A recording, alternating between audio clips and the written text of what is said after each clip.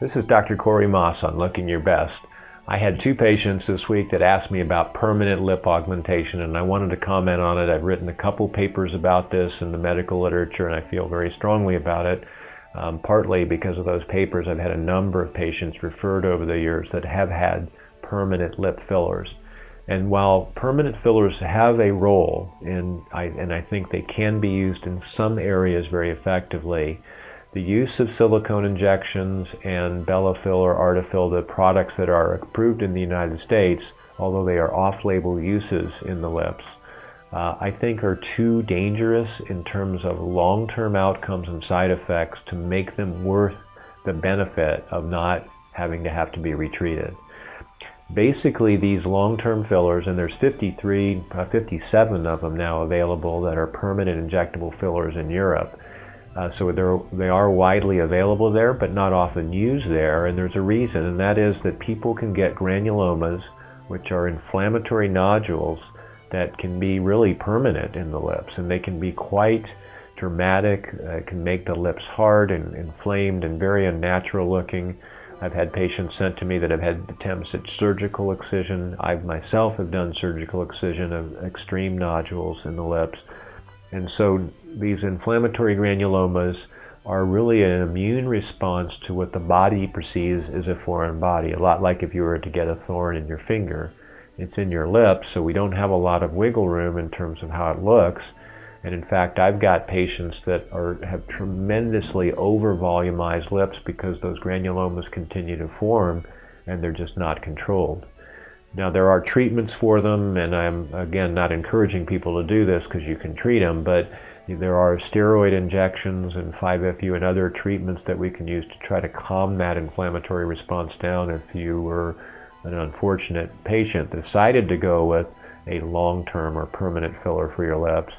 But I would tell most patients that are thinking of lip enhancement to avoid the injectable fillers that are permanent. And again, there's only a couple of them in the US, and I'm not picking on them because I do think there are a role for those products in certain areas where they, in the worst case scenario, could be easily excised. The lips is not one of those areas.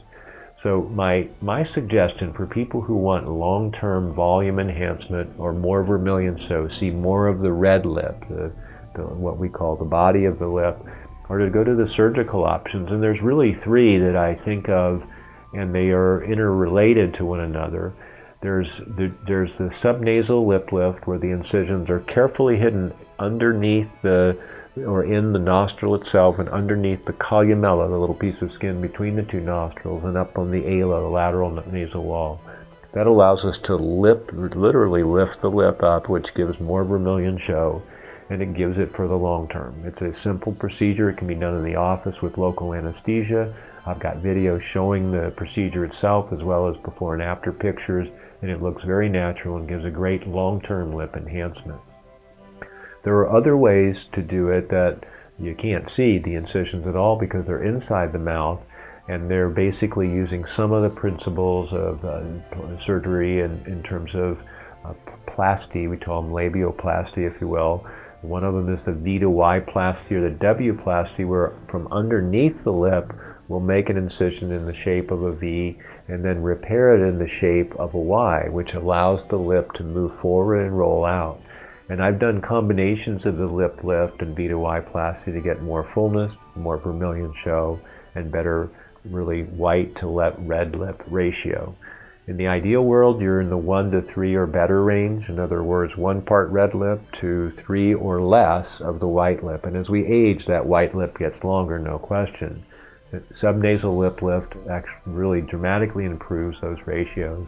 The V to Y plasty improves the amount of vermilion or red lip show. So those are long-term solutions to be able to see more of the vermilion, the red part of your lip.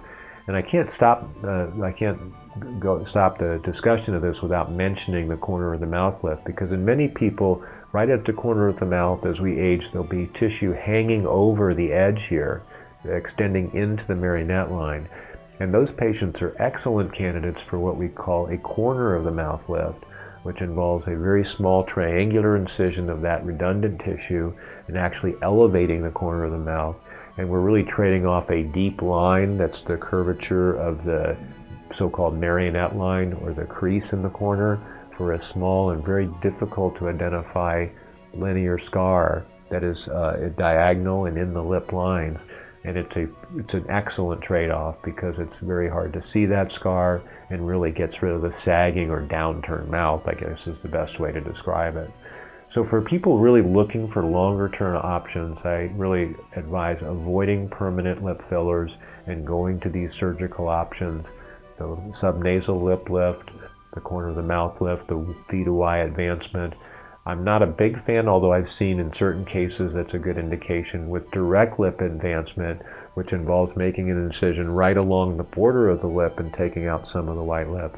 I don't like that because that area, the lip roll area, is so sacrosanct. We don't want to do that unless it's a trauma case or some other special condition. I would stay with the subnasal lip lift.